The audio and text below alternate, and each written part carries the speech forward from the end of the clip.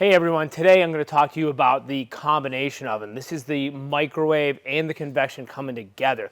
This oven is ideal for smaller spaces, kind of cooking smaller things due to the cavity size, but also so much versatility in here.